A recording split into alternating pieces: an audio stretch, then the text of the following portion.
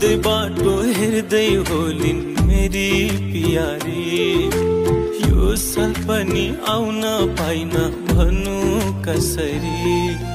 नरुनु है ए सानो बुझ कि बन्देऊ है छोरछोरीलाई अर्को साल